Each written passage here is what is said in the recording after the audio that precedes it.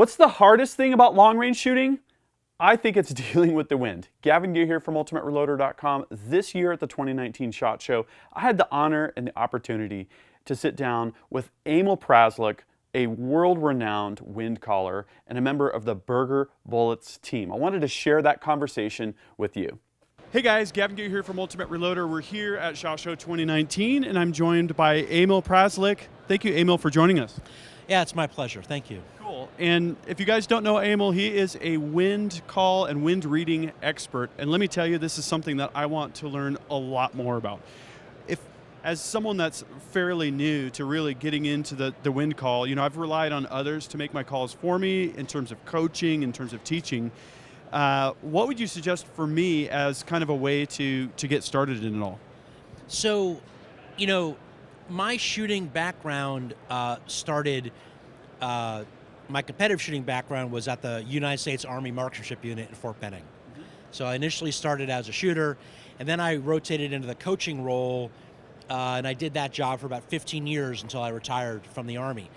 And so during all that time of coaching, when I first started shooting, the way I was taught to read wind and negotiate the wind was different. It was kind of the old-fashioned way. People would look down range, they would look at like Mirage, they would look at flags if they were available, and they'd say, the wind feels like about 2 minutes or whatever it was, mils, whatever. But it was an appearance comparison method. People would look at what the conditions looked like, and they kind of knew what that meant because they had some kind of memory, some kind of picture memory, movie memory, or the last time they shot, the Mirage looked like it was moving so fast, and that's how much wind they needed to shoot. But when I began coaching, I had a coach 223 with about 3 different bullets. I had a coach 308 with about 2 or 3 different bullets. I had a coach 300 Winchester Magnum, all these different calibers, 338 Lapua, 50 caliber stuff for military training. And so that process is impossible if you're trying to manage what like 4 or 5 things look like. So I kind of broke it down into a way that was easier for me, and that's the way I taught all my guys. So first thing is you have to know what the total wind effect is. So that wind effect is the wind speed, and then the effect of the wind speed and the angle. So the angle of the wind means the percentage of that total raw wind speed that's affecting your bullet. Makes sense, right? So the more cross sort of effect, so 90 degrees is the most effect, all the way down to 0 degrees, which is from the nose or from the tail of the bullet with like essentially 0 effect. So knowing that angle is everything. It's everything. Mistakes in value or the direction of the wind are way more expensive than mistakes in the speed of the wind. Because it's sort of counterintuitive. If I tell you that a 0 wind is from, you know, say 0 degrees on the compass or 12 o'clock, and that a full value wind is 90 degrees or 3 o'clock, and I say, what's a half value wind? You'd probably say, well, 45 degrees. It's halfway between 0 and 90, but it's not. Because the value of the wind, it's a sort of a trigonometric function, right? So the percentage of the wind in relation to you looking at the target is the sine of the angle. It's a component vector. There you go. I'm a failed English major, but yes, it's a component. From engineering, yeah, statics was all about that stuff. Right, so that percentage is, so what I do is, what you can do as a shooter, if you can break down to the wind within basically half an hour on the clock. So every half an hour is 15 degrees. Your hours are 30 degrees, right? 1 o'clock is 30, 2 o'clock is 60, 3 o'clock is 90. So 12:30 is 15 degrees, 1 o'clock is 30, 1:30 is 45, 2 o'clock is 60, 2:30 75, 3 o'clock is 90.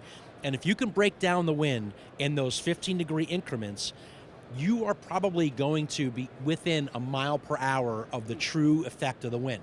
So, and that's a very simple thing to do. There's lots of ways for us to get velocity of the wind. You can use orchestrals, we can look downrange, look at the effects. You can even use some Mirage, but I don't use Mirage for wind speed very much anymore.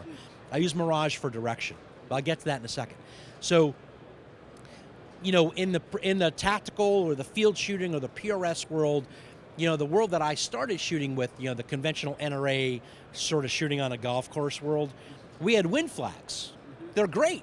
but there's not a lot of wind flags in other types of shooting. So you have to get good at looking at terrain and looking at the effects. So kind of knowing what those things do. There's some really old school sort of charts and graphs that say, hey, if you can feel the wind on your face, it's about 2 or 3 miles per hour. Smoke begins to drift. Grass starts to move and leaves start to move around 5 miles an hour. All the way up to, large trees start swaying at like 15 and 18 miles an hour. So the thing is, those natural effects change no matter where you are. If you're in the middle of like Oklahoma and Texas, and the only thing that's managed to survive is this little gnarled tree or, shrub that looks like a Lord of the Rings character, then like when that thing starts moving, it's probably not 5 miles an hour. It's like maybe 25 miles an hour. So what I do all the time, just because this is my thing, if I go out of a store into a parking lot, I'm looking around me. I'm looking at the leaves, I'm looking at the flag in front of the car dealership, I'm looking at the grass, and I'm always trying to put a number on it. So, when I was the head coach at the AMU, it was great because I had like a lot of little privates running around. So I would take some of my young guys and I'd send them downrange with a radio and a kestrel. And I'd have them stand next to like some long grass or a tree or something. And I'd look through it with my spotting scope and I'd say, I think that looks about 7 miles an hour. And I get on the radio, hey man, what's the wind speed? It's 9 miles an hour, Sergeant. I'm like, okay, I'm wrong. That's 9. And I kind of like reset and recalibrate. I'm like, okay, that looks like at 9. So I encourage guys to go out and train like that. A lot of your precision rifle and tactical shooting, a lot of that training is like reading wind, but you can train off the gun. You can do that stuff off the gun. You're building those skills of assessing the wind speed just by your Mark I eyeball. The Kestrel's great, but it's just an anemometer and it's only where you're at. Gotcha. So I understand that the wind direction is a really important component, more so than the speed. Now, how do I get a good sense of that? If I'm just looking out over grass or something like that, and it's just kind of swaying around, what's the easiest way to tell which direction the wind is coming from? Well, I mean, mankind's first wind meter is your finger.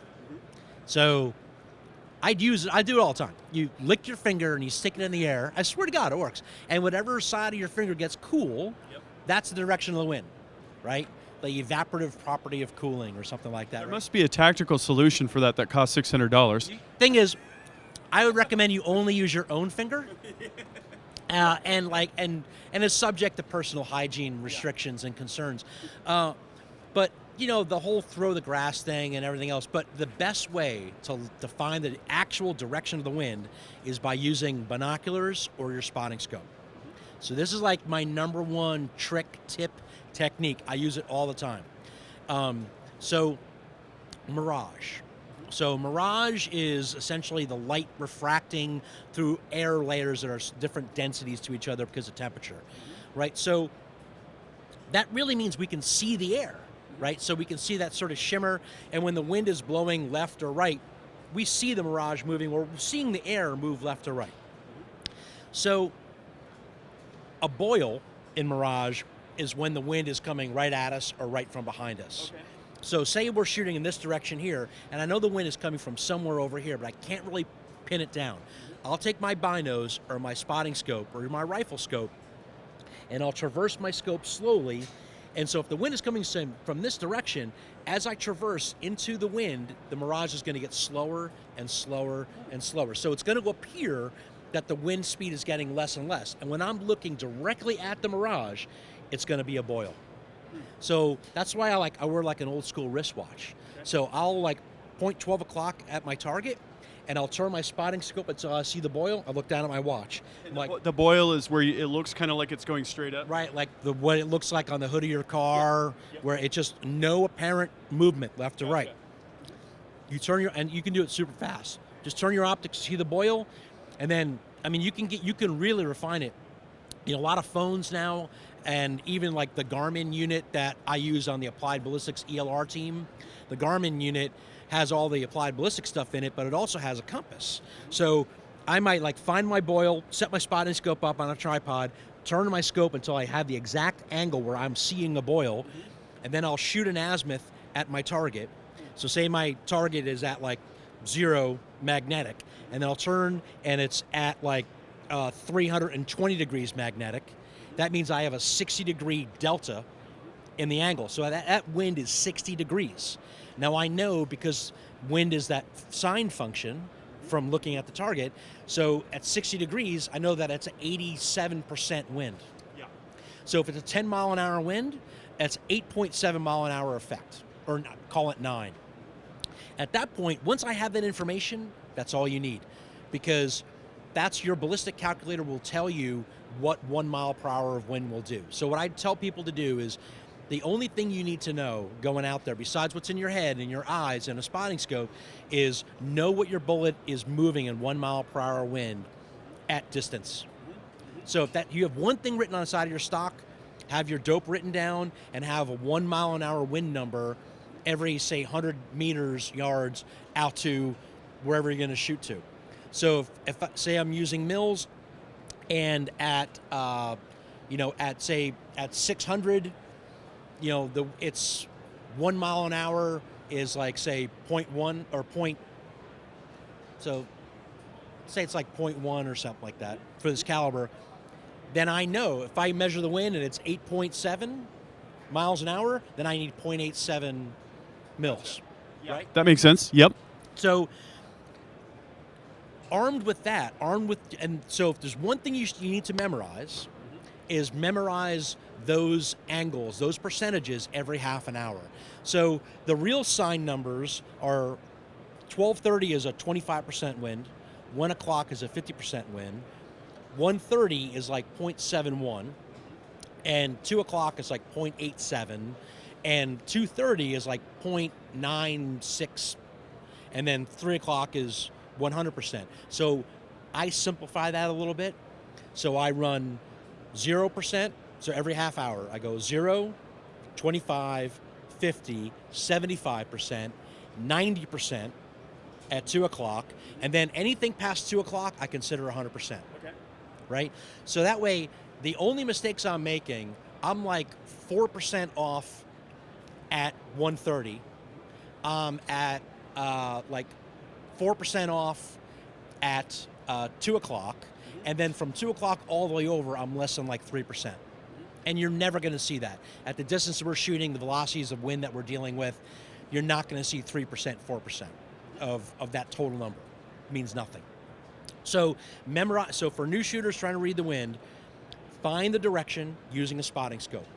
Know what those angles are and what those percentages are. You can use that modified table, 25, 50, 75, 90, just call everything past 2 o'clock, 100%, and then know what your wind is blowing 1 mile an hour, and you have your wind call. That's the same exact process that we used when we won the King of 2 Mile in 2017. That's so I think we were running minutes on the scope we were shooting with the 416 Barrett. Was the caliber. No, it's 375 Chi-Tech. Okay. So if I remember right, 1 mile per hour of wind was like 1.2 minutes of angle at like 3,500 yards. Mm-hmm. Wow. So what we did was, since you're shooting in the same general direction before you get to the far target, this is another great technique. So if you know what that 1 mile per hour number is, you can reverse the math and get what the actual wind speed was. So, for example, if I'm shooting at 700 meters with a 308, 175 grain Match King, really common ammunition, right? So each mile per hour at 700 meters is about 0.2 mils with that combination. So say I'm shooting, I'm left, I'm right, I finally get it dialed in, I'm hitting the center of the steel with 2 mils of wind. I know that my 1 mile per hour number is 0.2. So I just divide my total hold by my 1 mile an hour number. So 2 divided by 0.2 is 10, right? That means I had a 10 mile an hour effective wind. So say my next target is at 1,000 meters. And I know my 1 mile an hour number at 1,000 meters is like 0.33. I know automatically 3.3 mils, send it. You're going to be super close. So in King of 2 Mile, that's what we did. I had a little like solar powered calculator I bought at Walmart, and a little notebook. So we say at 2,400 yards, I dialed in the wind. Because it's always easier to hit at those closer ranges because your target is wider in wind speed than the far targets. Does that make sense, right? So, because at that range, I think our target was a half a mile an hour wide in wind. Wow. So if the wind changed half a mile an hour, you're off the target. That's insane. It's nuts. So our first shot, I did that math. So I think it was like, I figured we were using like 8.8 miles an hour when I just did that basic division. Hitting at this range with this amount of wind on the gun, minutes of angle, divided by the 1 mile an hour number, give me my miles per hour of wind, multiplied it by my 1 mile per hour for the next distance. That was my first shot call. And I think we hit just above it. So, okay, quit, hurry. So I think we held at the bottom of the target, and I saw the shot hit like 40 feet right. Because we're shooting up this mountain, and the wind was going about 8-9 miles an hour, and it went down to 0. Okay. And for 1 mile an hour wind, the wind that was about 37 inches of drift at 2 miles.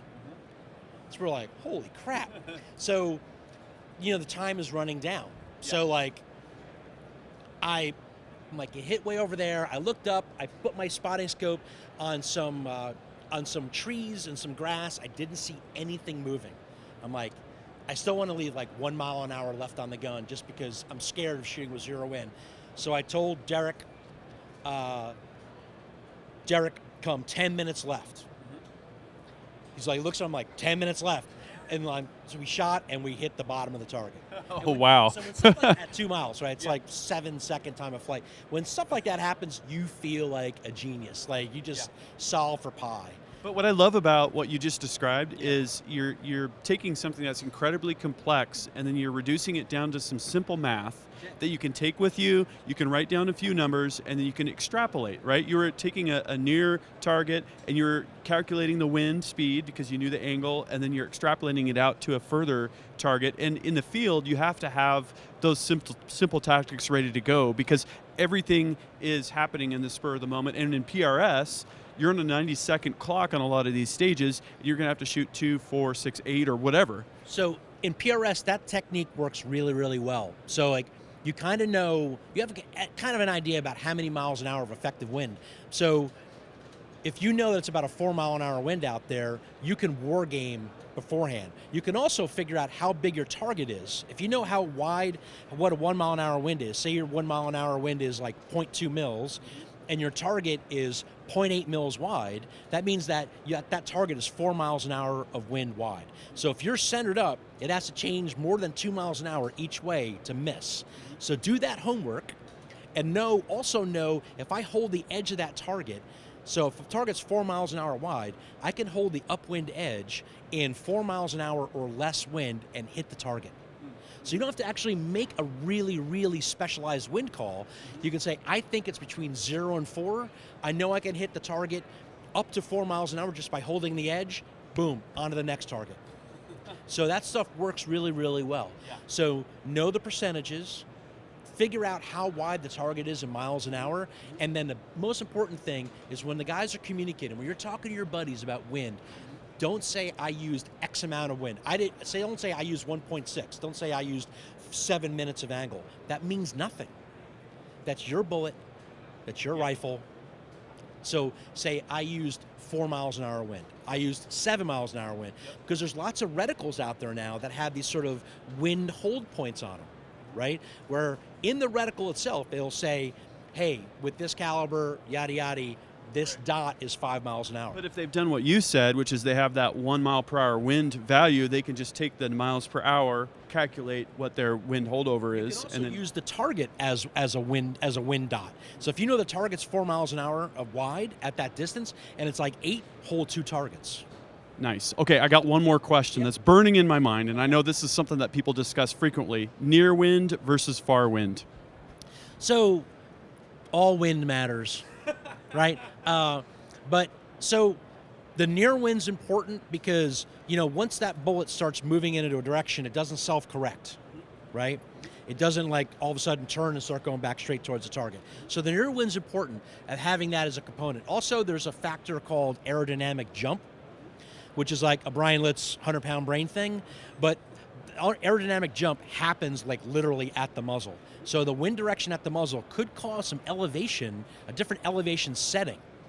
So you may be high, low, a couple of tenths, depending on the direction of the wind because of aerodynamic jump. So it's important there. The other thing is at mid-range, where your bullet is the highest, wind tends to get stronger the higher up we go. Wind gradient. Wow. So from surface, the wind is slowed down on the surface by friction. Yep. Okay, so the higher you get, the wind's picking up speed to get to where about what the wind speed is, about 1,500 feet above ground. So, and then at the target, or closer to the target, the bullet's going the slowest. So it's more affected by the wind. So what I do in a practical thing is, it's very hard to look at the wind at the target through optics. If we're shooting at extended ranges, most of our optics, you're either set at infinity. It's hard to like, hey, now I'm looking at 800, now I'm looking at 700, now I'm looking at 600. Most time we're looking midway between us and the target. So what I do in practical use, first thing is I try to break up the ranges in thirds. And I kind of look at those thirds and see if there's anything going really weird difference between one third and another third. If it all kind of looks the same, I look at the wind at mid-range, because that's where I can see it through my optics. I'll look at the wind at the muzzle. And I'll have an idea about how high my bullet is, depending upon the range, on the maximum ordinate.